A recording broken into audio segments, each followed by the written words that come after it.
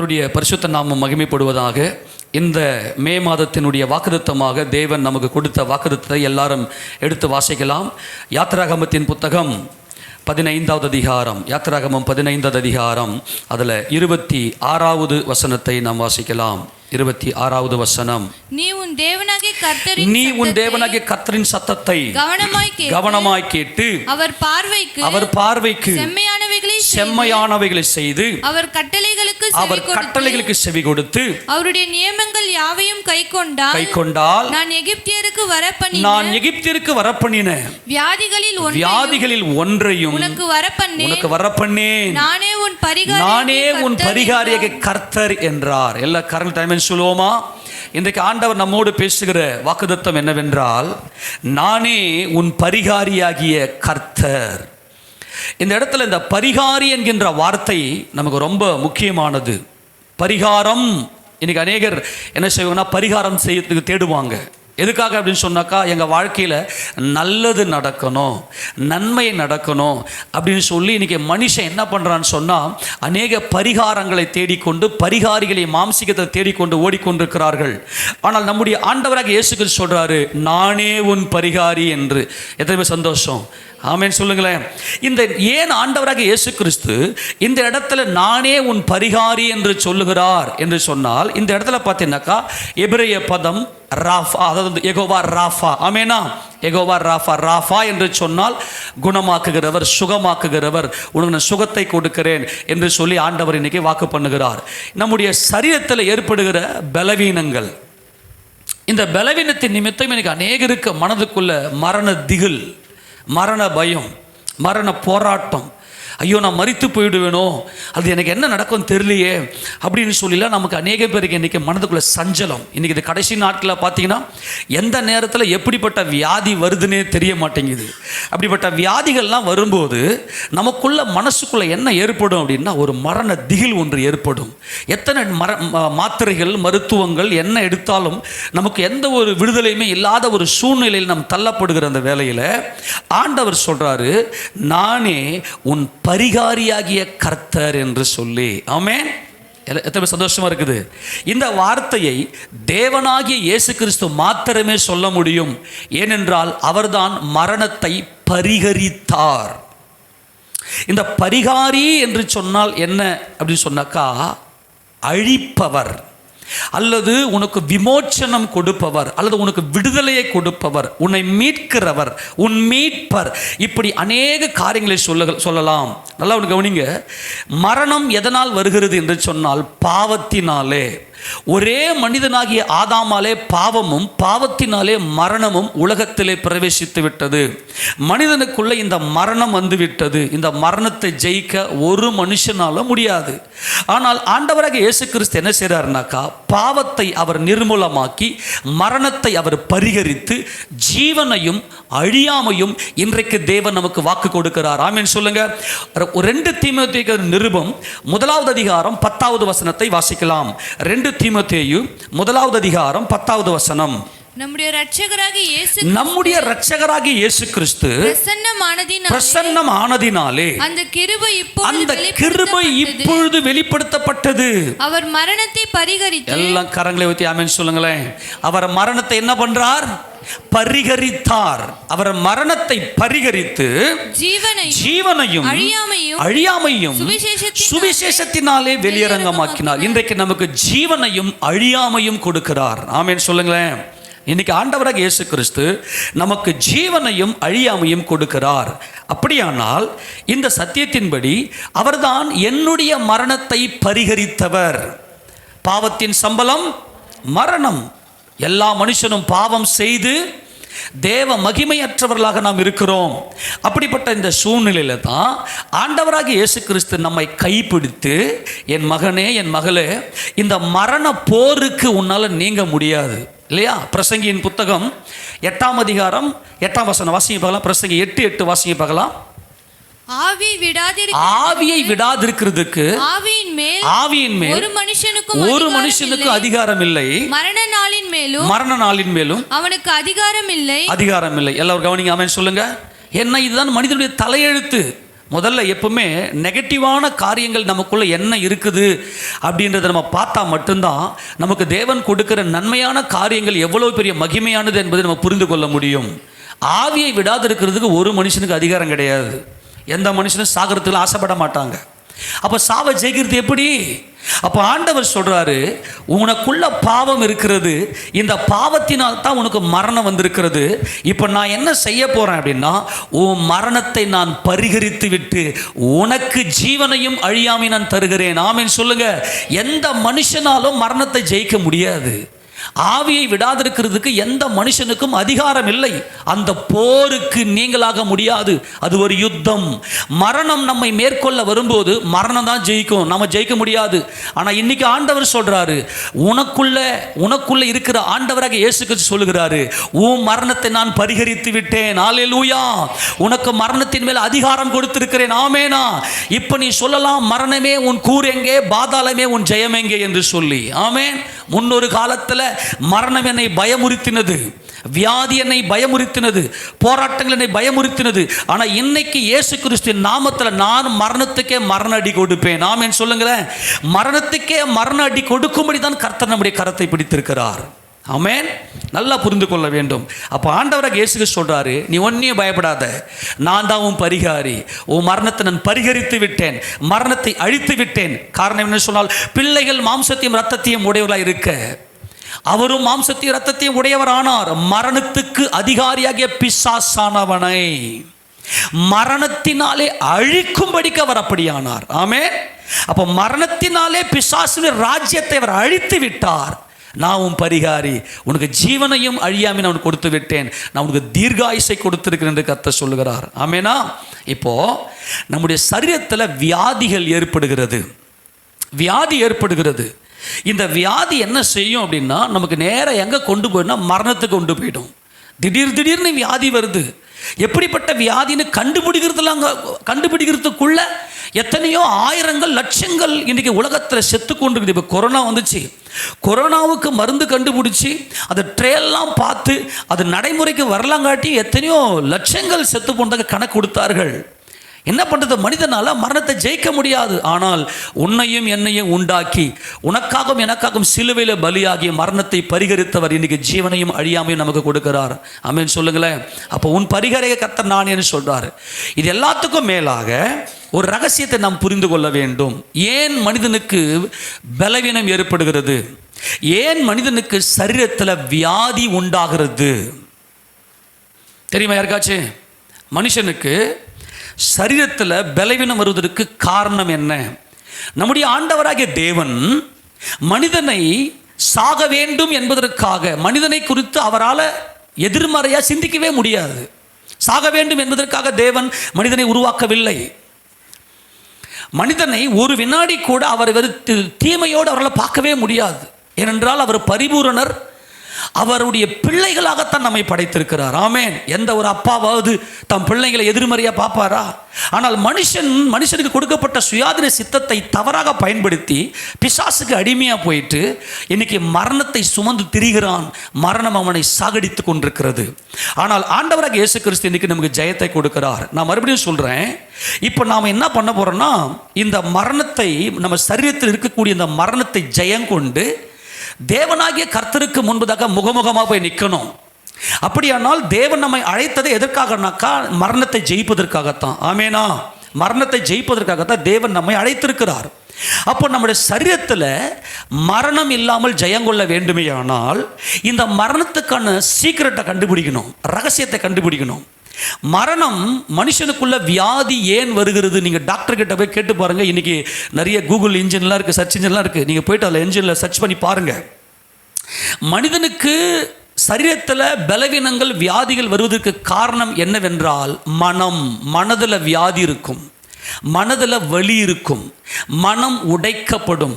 மனம் பயங்கரமான வாதையினால, குழப்பத்தினால, மனதுக்குள்ள போராட்டங்கள், பிரச்சனைகள் ஏற்பட்டுருச்சுன்னாவே சரீரத்தில் பலவீனம் வந்துடும், சரீரத்தில் மரணம் வந்துடும். ஏதேன் தோட்டத்தில் என்ன நடந்துச்சுன்னா, ஆதாம் ஏவாளுடைய மனம் கெடுக்கப்பட்டது. அதைத்தான் கொரிந்து சபைக்கு எழுதும்போது அப்போஸ்தலன் பவுல் தெளிவாக எழுதுகிறார், மனம் கெடுக்கப்படுமோ என்று பயந்திருக்கிறேன். எல்லா வியாதிக்கும் காரணம், சரீரத்தில் ஏற்படுகிற எல்லா வியாதிக்கும் காரணம் எது என்றால் நம்முடைய மனதில் ஏற்படுகிற டிப்ரெஷன், மன அழுத்தங்கள், வலிகள், மனதுக்குள் ஏற்படுகிற வேதனைகள்.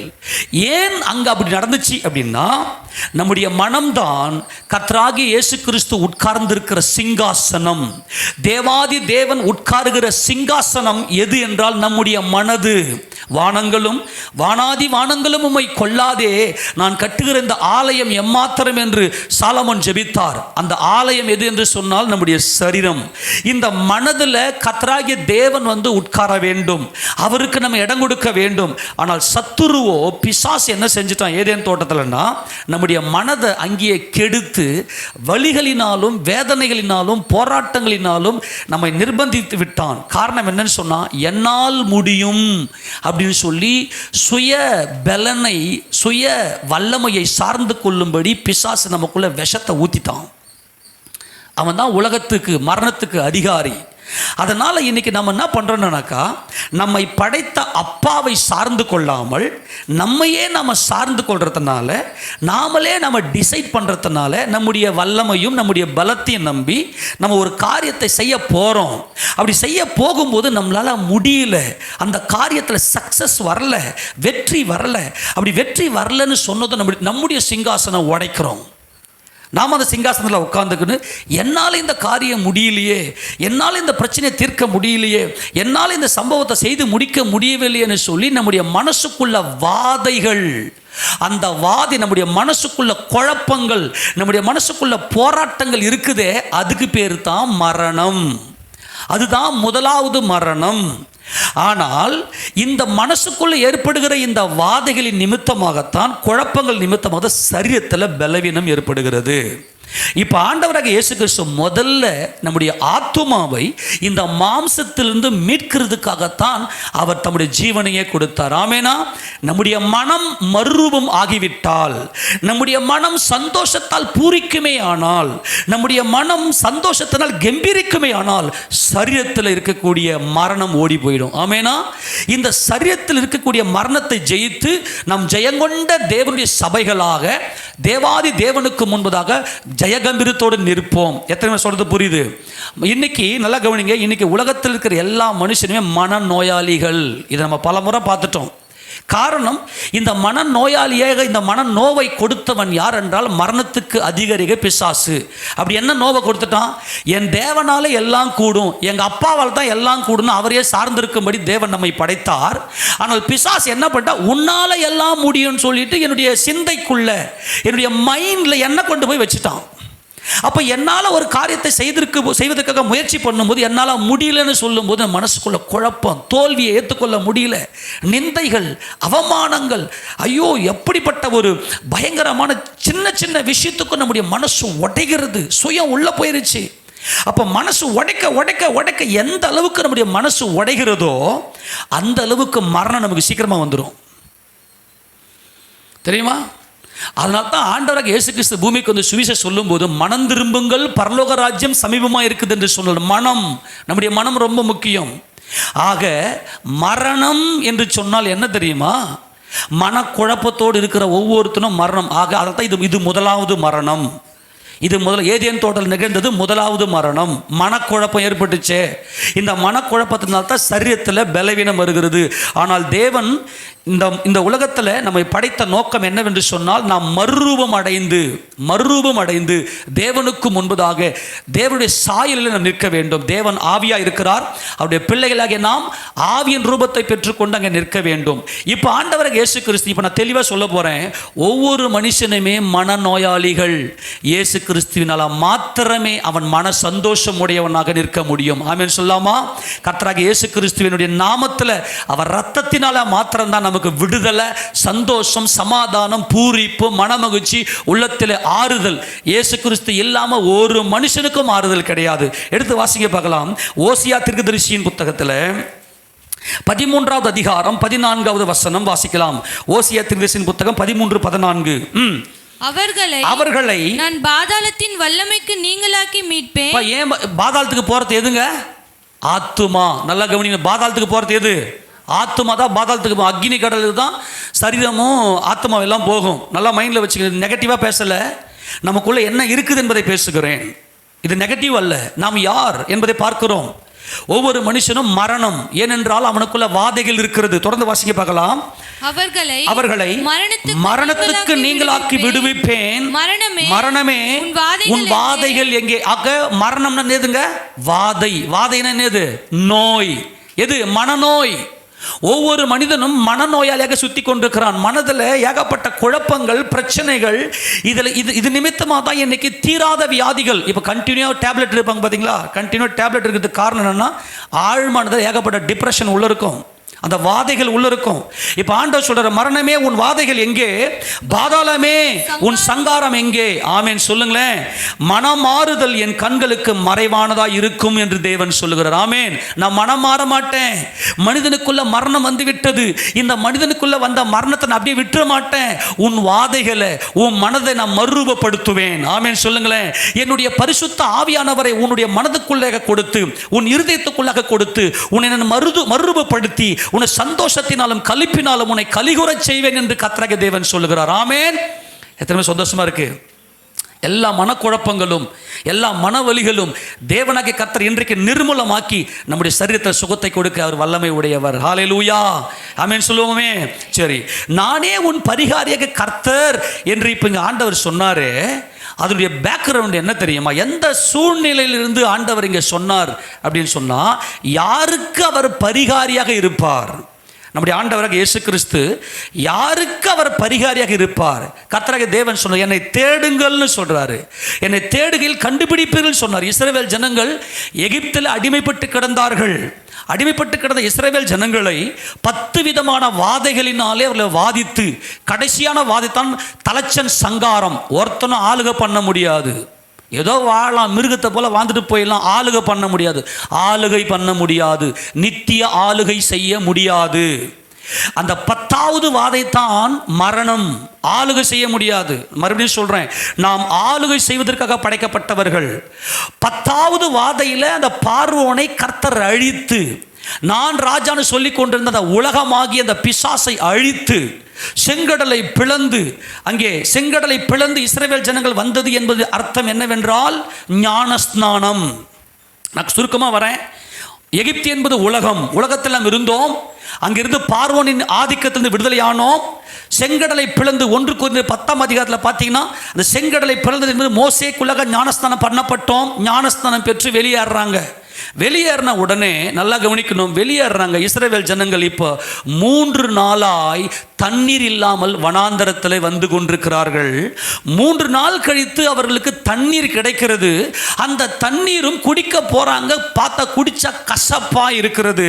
மோசே கிட்ட போய் கேட்குறாங்க, நாங்கள் தாகத்துக்கு நாங்கள் எண்ணத்தை குடிப்போம். இஸ்ரவேல் ஜனங்கள் கேட்ட ஒரு கேள்வி, நாங்கள் தாகத்துக்கு எண்ணத்தை குடிப்போம் என்றார்கள். அப்பொழுது ஆண்டவர் மோசையை நோக்கி அது ஒரு மரத்தை காண்பித்து, அந்த மரத்தை எடுத்து தண்ணீரில் போடு என்று சொன்னார். அப்படி போல மோசையும் எடுத்து அந்த மரத்தை எடுத்து தண்ணீரில் போட்டதும் அந்த தண்ணீர் கசப்பா இருந்த அந்த தண்ணீர் மாறாவின் அந்த தண்ணீர் மதுரமாய் மாறினது. ஆமென் சொல்லுங்க. இப்பதான் இந்த நேமத்தை சொல்றாரு. நானே உன் பரிகாரியாக கர்த்தர், நீ ஒன்னும் கவலைப்படாத. அங்க ஒரு நேமத்தை கொடுக்குற, என் கட்டளைக்கு நீ கீழ்ப்படிஞ்சு என் நேமத்தை நீ கை கொண்டனா நான் உனக்கு பரிகாரி. ஆமென் சொல்லுங்க. நல்லா கவனிங்க. இப்போ வாசிக்க பார்க்கலாம். நமக்கு வாசிக்கிறதுக்கு நம்ம நேரம் இல்லை. கொஞ்சம் முக்கியமான வேத பகுதி மட்டும் வாசிக்க போகிறோம். திருப்பி கொள்ளுங்க. மறுபடியும் யாத்திராகமத்தின் புத்தகம் 15வது அதிகாரம். அதில் 15வது அதிகாரத்தில் 22 வாசிக்க பார்க்கலாம். பின்பு மோசே இஸ்ரவேல் ஜனங்களை சிவந்த சமுத்திரத்திலிருந்து பிரயாணப்படுத்தினான். அவர்கள் சூர் வனாந்தரத்துக்கு புறப்பட்டு போய் 3 நாள் வனாந்தரத்தில் தண்ணீர் கிடையாமல் நடந்தார்கள். அவர்கள் மாராவிலே வந்தபோது மாராவின் தண்ணீர் கசப்பாய் இருந்ததினால் அதை குடிக்க அவர்களுக்கு கூடாதிருந்தது. அதனால் அவ்விடத்துக்கு மாரா என்று பெயரிட. எல்லாரும் சொல்லுங்க. எத்தனை நாள்? 3 நாள் தண்ணீர் கிடைக்கவில்லை. எதிலிருந்து 3 நாள்? எதிலிருந்து 3 நாள்? நல்லா கவனிங்க. சிவந்த சமுத்திரத்திலிருந்து பிரயாணப்பட்டு ஞான ஸ்நானம் எடுத்ததும் நல்லா புரிஞ்சுக்கணும், இது எல்லாமே ஸ்பிரிட் தான், எல்லாமே ஆவி தான். வேதத்தில் இருக்கிற எந்த ஒரு தீர்க்கதரிசன வசனமும் சுய தோற்றத்தை உடையதாயிராது, சுய தோற்றத்தை உடையதாயிராது. இது முழுக்க முழுக்க தேவனுடைய ஆவிக்குரியவர்களுக்கு பரிசுத்த ஆவினால் எழுதப்பட்டது. ஞானஸ்நானம் முன்னாடி பார்த்தீங்கன்னா நல்லா கவனிங்க, தண்ணீர் என்பது வார்த்தை, தண்ணீர் என்பது வார்த்தையை குறிக்கிறது. நாம் சிந்திக்கிற சிந்தை தான் செயலாக மாறுகிறது. ஆமேனா? அவனவன் தன் தன் சுய இச்சையால் இழுக்கப்பட்டு சிக்குண்டு சோதிக்கப்படுகிறான். என் மாம்சத்தில் வார்த்தையானது என்னை பாவத்தை பிறப்பிக்கிறது. இந்த பாவம் மனிதனுக்கு மரணத்தை பிறப்பிக்கிறது.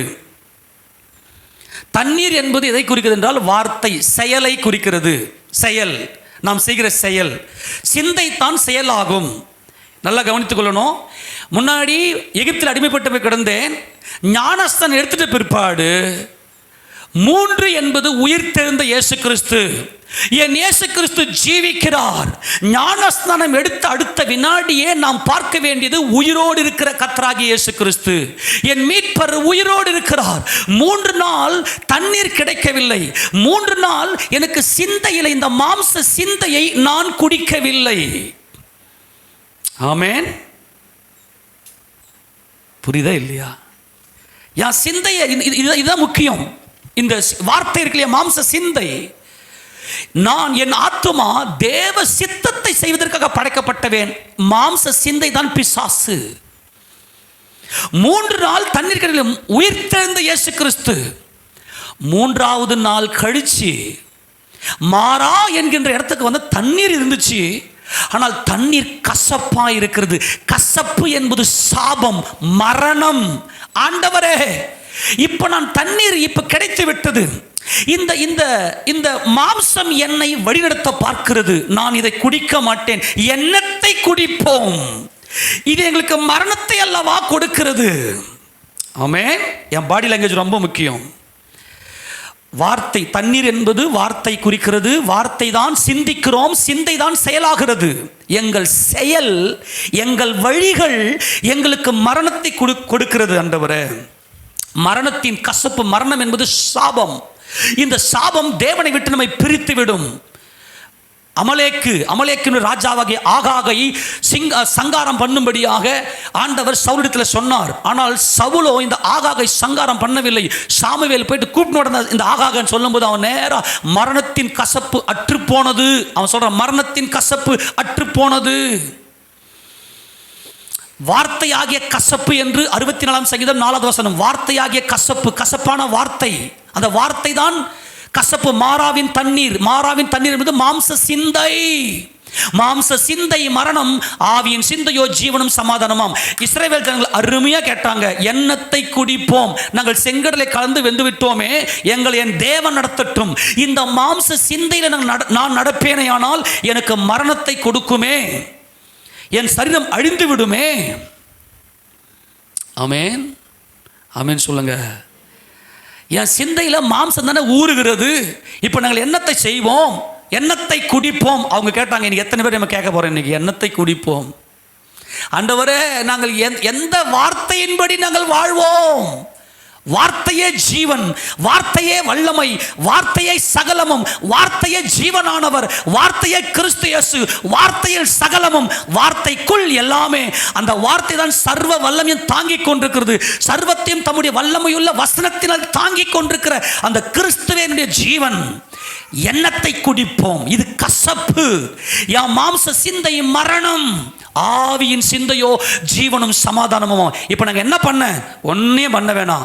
உன் கசப்பான தண்ணீரில் அந்த மரம், ஒரு மரம், அது கனி மரம், நான் பட்டு போன மரம், என்னால் கனி கொடுக்க முடியாது. மோசேக்கு ஆண்டவர் காண்பிக்கிறார், ஒரு மரத்தை காண்பிக்கிறார். தொடர்ந்து வாசிக்க பார்க்கலாம். இல்ல 24 ரொம்ப முக்கியம். எடுத்து வாசி. அப்போது ஜனங்கள் மோசேக்கு விரோதமாக முறுமுறுத்து, எண்ணத்தை குடிப்போம். எப்பா பிரசங்கம் பண்ணுடா, எப்ப ஞானஸ்தானம் கொடுத்துட்டல, எண்ணத்தை குடிப்போம், எங்களுக்கு கரெக்டா நடத்து. முன்னாடி இருந்த அதே மாம்ச வாழ்க்கை எங்களுக்கு வேண்டாம். எங்கள் மாறா கசப்பா இருக்கிறது, அது மரணத்துக்கு நிறைய எங்களை கொண்டு போகிறது. எண்ணத்தை குடிப்போம். மோசே கர்த்தரை நோக்கி கூப்பிட்டான். அப்போது கர்த்தர் மோசேக்கு ஒரு மரத்தை காண்பித்தார். ஈசா என்னும் அடிமரத்திலிருந்து ஒரு வேர் துளிர்த்து கிளை எழும்பி செழிக்கும். ஆமென் சொல்லுங்க. அந்த மரம் தேவன் மாம்சத்திலே வெளிப்பட்டார். ஆமென் சொல்லுங்களேன். இப்ப கவனிங்க, மரணம் மாறா கசப்பு உனக்கு மரணத்தை கொடுத்து விடும். உனக்கு ஜீவன் உண்டாக வேண்டுமேனால் ஒரு மரம், அந்த மரம் கனி மரம், அந்த மரம் மதுரமான மரம், அந்த மரம் ஜீவன், அந்த மரமே எல்லாம், அந்த மரமே சகலத்தையும் தாங்குகிற மரம். அந்த மரம் தேவன் மாம்சத்திலே வெளிப்பட்டார். மரம் என்பது மனுஷனை குறிக்கிறது. இந்த மரம் அங்கே எல்லாம் கசப்பான மரங்கள், எல்லா வேர்களும் கசப்பு அங்க. ஆனா இந்த மரத்தினுடைய வேறு மாத்திரம் மதுரமா இருக்கிறது. 1 தீமோத்தேயு 3:16 படி தேவ பக்தியின் ரகசியமே தேவன் மாம்சத்தில் வெளிப்பட்டார். உன்னுடைய மரணத்தை பரிகரிக்க கூடிய உன் சரீரத்திற்குள்ளே மரணம் வந்திருக்கிறது. காரணம் உன் மனசுக்குள்ளே சமாதானம் இல்லை, மறுரூபம் இல்லை. உன் மனம் மறுரூபமானால் தான் உன் சரீரம் மறுரூபமாகும். ஆமென். உன் மனம், அதான் ஒரு ரோமர் நிருபம் 12ஆம் அதிகாரத்தில் அதில் 2வது வசனத்தில் நம்முடைய மனம் புதிதாகிறதுனாலே மறுரூபமாகுங்கள். நம்முடைய மனதில் சமாதானத்தை தேவன் கொடுக்கிறார், நம்முடைய மனதில் சந்தோஷத்தை கொடுக்கிறார். அப்படியானால் உனக்கு ஜீவனை கொடுக்கக்கூடிய உன் சிந்தையில், உன்னுடைய கசப்பான தண்ணீரில், உன்னுடைய மாம்ச சிந்தனையில் ஜீவனாகிய எண்ணெய் தூக்கி போடு. அவ்வளோதான். மாம்சத்தில் வந்த தேவனாகிய இயேசுவாகிய எண்ணெய் தூக்கி உன் சிந்தனையில் வை. இரவும் பகலும் கர்த்தருடைய வேதத்தில் தியானமாய் இரு. வேற ஒண்ணுமே பண்ண வேணாம். விசுவாசத்தினாலே நல்லா விசுவாசிக்கணும். என்ன ஆண்டவரே, இந்த இடத்துல என்ன ஏகப்பட்ட மரங்கள் இருக்குது, என்னங்க தண்ணி இருந்தாவே மரங்கள் இருக்கணும். ஆனா இந்த மரத்துல மட்டும் என்ன ஸ்பெஷல்? உனக்கு விசுவாசம் வேண்டும். விசுவாசத்தினாலே இந்த மரத்தை எடுத்து உன் சிந்தனையில், உன்னுடைய ஊற்று தண்ணீர்ல, உன்னுடைய சிந்தனையில் உனக்கு தேவன் சுயாதீன சித்தத்தை கொடுத்திருக்கிறார். நீ தான் சிந்திக்கணும் சுயமா.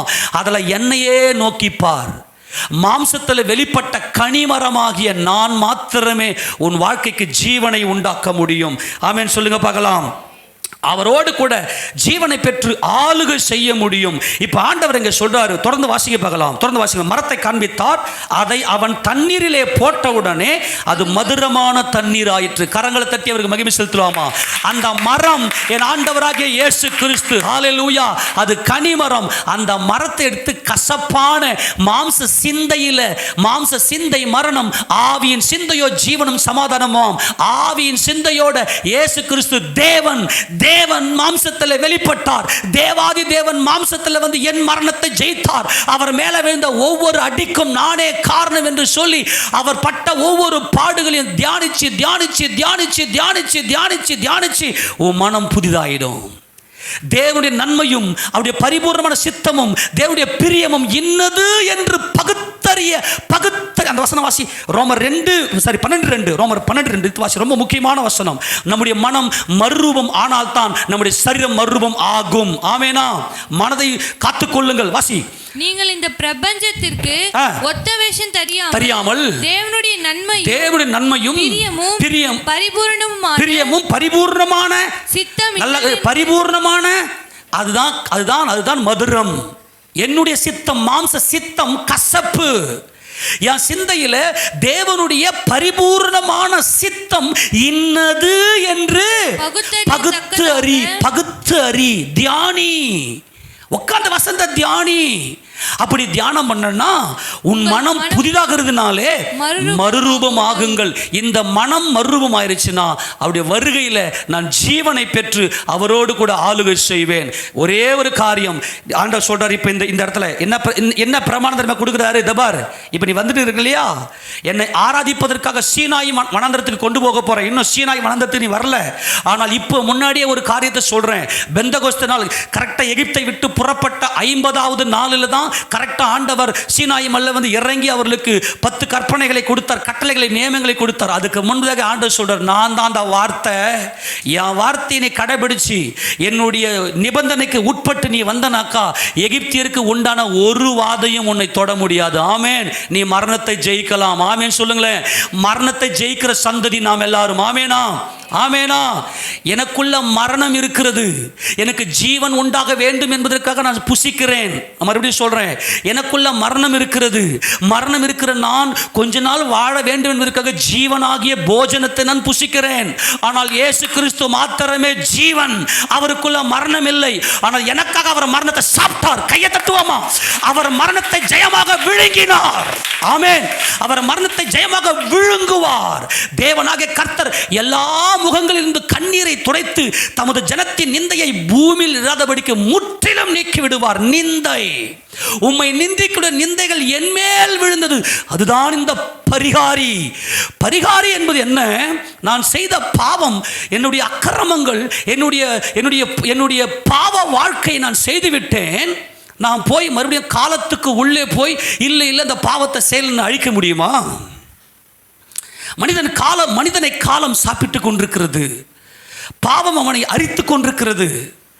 ஒரே ஒரு காரியம், பரிகாரம் நமக்கு தேவை, ஜீவபலி நமக்கு தேவை, கிருபாதார பலி நமக்கு தேவை. எனக்கு பதில் ஒருவர் பலியாக வேண்டும். அதுதான் கிருபாதார பலி. கிருபாதார பலி என்பது இன்னைக்கு எத்தனையோ பலிகள் இன்றைக்கு ஆடுகளையும் மாடுகளையும் பலியாக்குகிறாங்களும் மாம்ச புசிப்பதற்காக.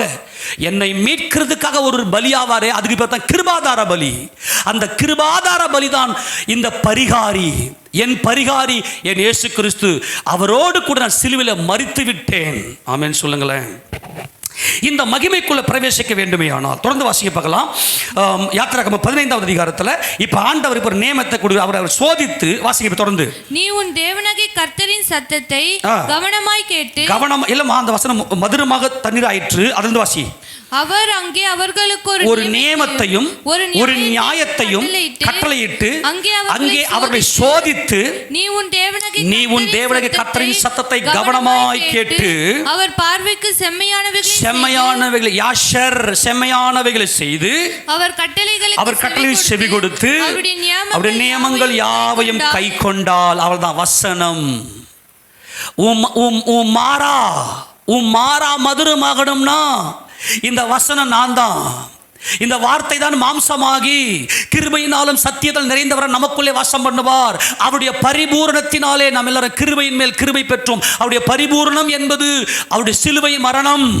அவருடைய சிலுவை மரணத்தினாலே நாம் கிருபையின் மேல் கிருபை பெற்றோம். இயேசு கிறிஸ்துவே கிருபை. அப்படி இந்த பிரமாணங்களை நீ கை கொண்டால், அவருடைய நியமங்கள் யாவையும் கை கொண்டால், நான் எகிப்தியருக்கு வரப்பண்ணின வியாதிகளில் ஒன்றையும் உனக்கு வரப்பண்ணேன்.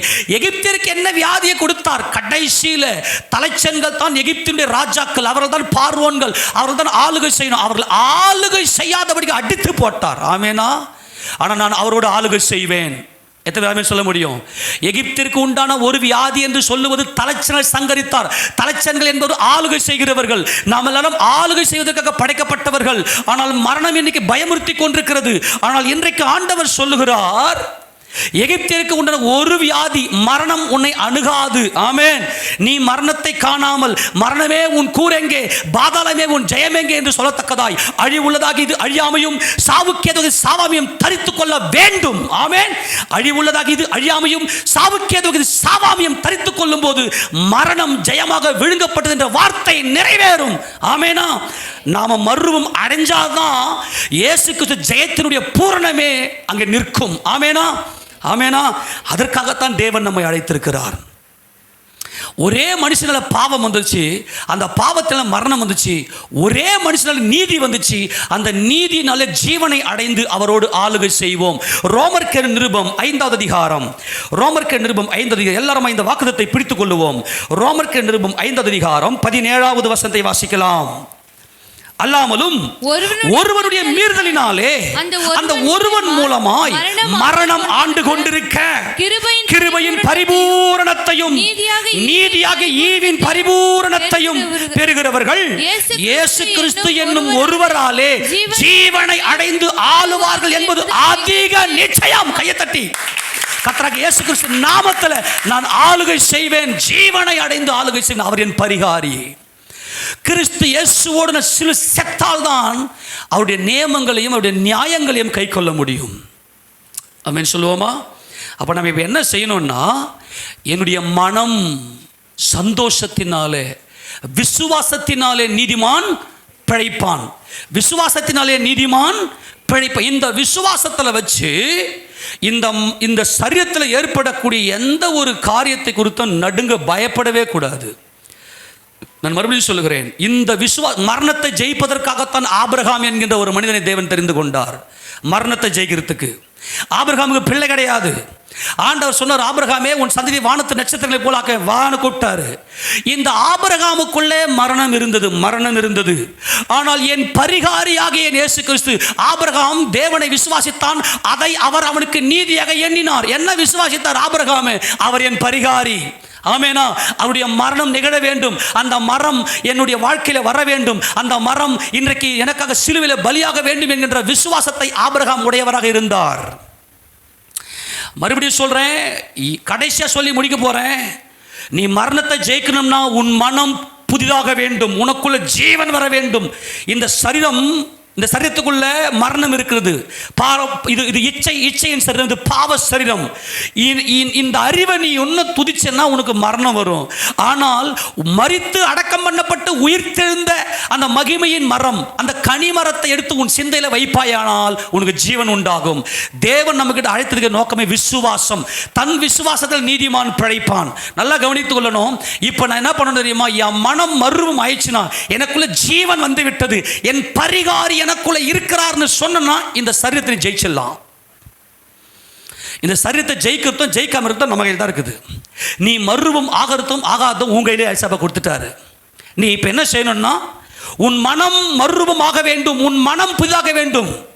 நாம் எல்லாரும் கர்த்தருடைய மகிமையை கண்ணாடியிலே காண்றது போல கண்டு ஆவியாயிருக்கிற கர்த்தரால் அந்த சாயலாகத்தானே மகிமையின் மேல் மகிமையடைந்து மறுரூபப்படுகிறோம்.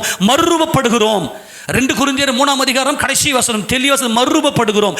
என் மனம் மறுரூபமாயிட்டு நான் அதை விசுவாசத்தில் என் மாம்சத்தை நான் என்ன பண்ணணும்னாக்கா ஜீவபலியாக ஒப்பு கொடுக்க வேண்டும். அப்பொழுதுதான் நான் ஜீவனை அடைந்து அவரோடு கூட ஆளுகை செய்ய முடியும். ஆமென். ஆபிரகாமுக்கு 100 வயசு. 100 வயசுல தன் சரீரம் செத்து போனதையும் சாராளுடைய கர்ப்பம் செத்து போனதையும் எண்ணவில்லை. காரணம் மறுரூபம். இருதயத்தில் மறுபம். மரணமே உன் வாதைகள் எங்கே? இன்னைக்கு எதுக்கெல்லாம் பயம், திகில், போராட்டம், என்ன நடக்குமோ ஏது நடக்குமோன்னு சொல்லி உள்ளத்தை உடைக்கிறோம். என் மனசுக்குள்ளே அந்த பரிகாரியை நான் உள்ளே வைத்திருப்பேனே, ஆனால் அந்த மறுரூபம் ஆக்கப்பட்டு மரித்து அடக்கம் பண்ணப்பட்டு உயிர் தேர்ந்து மறுரூபமான இயேசு கிறிஸ்துவின் இருதயத்துக்குள்ளே இருப்பாரேயானால், என் மனம் சந்தோஷப்பட்டு மறுரூபப்படுமேயானால் என் சரீரம் மறுரூபப்படும். ஆமென். என் ஜீவன் மறுரூபம் அடைந்து அவரோடு கூட ஆளுகை செய்யும். அந்த பரிகாரி என்னுடைய இருதயத்துக்குள் இருக்கிறாரா? ஆபிரகாம் எடுத்து வாசிங்க. ரோமர் நிருபம் 4ஆம் அதிகாரம் 18 வாசிங்க தொடர்ந்து. உன் சந்ததி இவ்வளவா இருக்கும் என்று சொல்லப்பட்டபடியே தான் அநேக ஜாதிகளுக்கு தகப்பன் ஆவதை நம்புகிறதற்கு ஏது இல்லாது இருந்தும் அதை நம்பிக்கையோட விசுவாசித்தான்.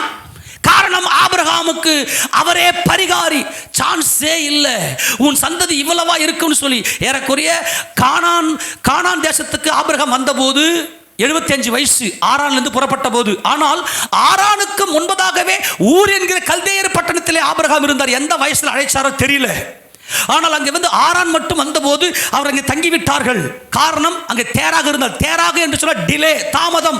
இன்றைக்கு நமக்கு தடைப்பட்டு கொண்டிருக்கிற, தாமதித்துக் கொண்டிருக்கிற எல்லா ஆசீர்வாதம் கர்த்தர் உடைக்கிறார். ஆமெனா. தேராக செத்ததும் 75 வயசுல இப்போ அவர் கானானுக்குள்ள வராரு. ஆனால் பிள்ளை பெறுவதற்கு எந்த வாய்ப்புமே இல்லை. விசுவாசித்தான். காரணம், நீர் என் பரிகாரி, உம்மாலே எல்லாம் ஆகும், நீர் தான் தேவாதி தேவன், நான் உம்முடைய பிள்ளை, தேவ சாயலை நான் பெற்றுக்கொண்டு எல்லாம் சாத்தியமாக்குவேன். அசாதாரணமான காரியங்களை செய்வதற்காக தான் தேவன் நம்ம அழைத்திருக்கிறார். சின்ன சின்ன விஷயத்துக்கு உடஞ்சு உட்காந்து நம்மள தேவர்கள், நம்ம எல்லாரும் தேவாசனத்தை பெற்றுக்கொண்ட தேவர்கள். அங்கே சொல்றாரு, அவன் விசுவாசத்திலே பலவீனமா இருக்கவில்லை. விசுவாசத்துல மட்டும் நல்லா கவனிக்கணும். அங்க இருக்கிற ஏகப்பட்ட மரங்கள் இருக்குது. ஆனா இந்த மரத்தை பர்டிகுலரா ஒரு மரத்தை காண்பித்தார் தேவன். இந்த மரத்தை எடுத்து தண்ணியில போடு. இந்த பூமியில் எத்தனையோ மனிதர்கள் வாழ்ந்தார்கள். ஒரு மரம், ஒரு மனிதன், அந்த மனிதன் இயேசு கிறிஸ்து, அந்த மனிதன் தேவன், அந்த மனிதன் இயேசு கிறிஸ்து என் பரிகாரி. ஆபிரகாம் விசுவாசத்தில் பலவீனமா இருக்கவில்லை. அவன் ஏறக்குறைய 100 வயது உள்ளவனாக இருக்கும்போது தன் சரீரம் செத்து போனது. நல்ல கவனி, தன் சரீரம் ஏன் இந்த சரீரத்தில் சாவு இருக்குது. இந்த சரீரத்தை சாவு வந்ததுக்கு காரணமே என் மனம். இப்ப ஆண்டவர் என்ன பண்ண என் மனதை புதிதாக்கி விட்டார். இயேசு கிறிஸ்து சிலுவை மரணத்தின் மூலமா என் மனம் புதிதாக்கப்பட்டு விட்டது, மறுரூபப்பட்டு விட்டது. என் மனம் மறுரூபமானால் தான் என் சரீரத்தை ஜெயிக்க முடியும். உங்ககிட்ட எதுவுமே இருக்காது, உன் மனம் சந்தோஷமா எல்லா காரியத்தையும் நடத்தி முடிச்சிடலாம். உங்ககிட்ட எதுவுமே இருக்காது, ஆனால் உன்னை அழைத்தவர் உனக்குள்ள இருக்கிறார், உன் பரிகாரி உனக்குள்ள இருக்கிறார். எல்லா கட்டுகளையும் உடைச்சி காரியத்தை வாய்க்க பண்ணுவார். ஆமேனா? உங்ககிட்ட ஒன்றுமே இருக்காது, எல்லாம் நடக்கும்.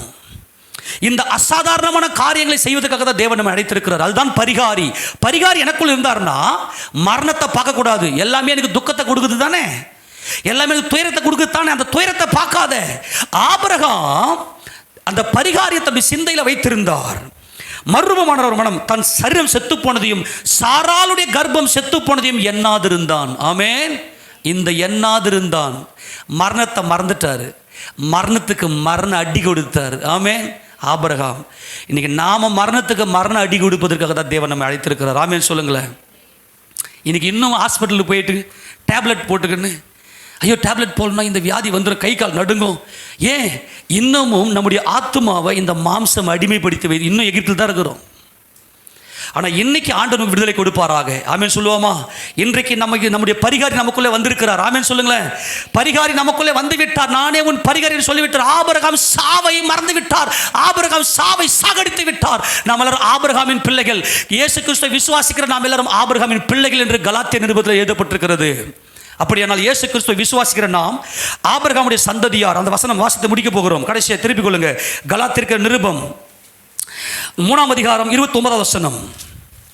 நீங்கள் கிறிஸ்துவின் உடையவர்கள், நீங்கள் கிறிஸ்துவின் உடையவர்கள் ஆனால், நீங்கள் கிறிஸ்துவின் உடையவர்கள் ஆனால், பரிகாரி உங்கள் இருதயத்தில் இருப்பாரே ஆனால், உங்கள் மனம் மறுரூபப்பட்டிருக்குமே ஆனால், ஆபிரகாமின் சந்ததியாராயும் வாக்குத்தத்தத்தின்படியே சுதந்திரராயும் சுதந்திரிக்க போகிறோம். ஆமென் சொல்லுங்க பார்க்கலாம். நாம் அவரோடு கூட ஜீவனை பெற்று ஆளுகை செய்ய போகிறோம், சுதந்திரிக்க போகிறோம். இயேசு கிறிஸ்துவினுடைய, நீங்கள் கிறிஸ்துவின் உடையவர்கள் ஆனால், இயேசு கிறிஸ்து என் பரிகாரி என்றால், அப்ப ஆபிரகாமுக்கு யார் பரிகாரி? இயேசு கிறிஸ்துவே பரிகாரி. ஆமெனா? அப்ப இயேசுக்கு நீங்கள் கிறிஸ்துவின் உடையவர்கள், ஆபிரகாமின் சந்ததியாயும் வாக்குத்தத்தத்தின்படியே. வாக்குத்தத்தம் ஆபிரகாமுக்கு தான் தேவன் கொடுத்தார். உன் சந்ததி இந்த பூமியை ஆளுகை செய்வாங்கன்னு. அந்த சந்ததியத்தில் வந்தால் இயேசு கிறிஸ்து பூமி ஆளுகை செய்கிறார். ஆமென். அவருடைய இயேசு கிறிஸ்துவை விசுவாசிக்கிற நாமும் அவரோடு கூட ஆளுகை செய்வோம். ஆமென் சொல்லுங்க. சரி, ஒரே ஒரு விஷயம் சொல்கிறேன்.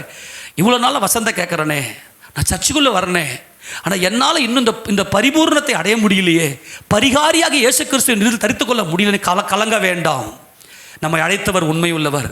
அவர் ஆபிரகாமின் தேவன். ஆமென். ஆபிரகாமுக்கே 100 வயசில் தான் விசுவாசமே பூரணப்பட்டுச்சு நான் சொல்லுவேன். ஆமெனா? அது வரைக்கும் அவருக்குள் இந்த மரணம் எல்லாம் வெளியே போச்சு. சந்தேகங்கள், போராட்டங்கள், மனக்குழப்பங்கள், தோல்விகள், அவமானங்கள், நிந்தைகள், இவைகள் எல்லாவற்றையும் அவர் பயிற்சி கொடுத்து மகிமை எல்லாம் என் தேவனுக்கேன்னு சொல்ற வரைக்கும் ஆபிரகாமை கொஞ்சம் கொஞ்சமாக பழக்க வைத்தாரு. 100 வயசு வந்தபோது தன் சரீரம் செத்து போனதையும் சாராளுடைய கர்ப்பம் செத்து போனதையும் எண்ணாமல் ஜெயம் எடுத்தார்.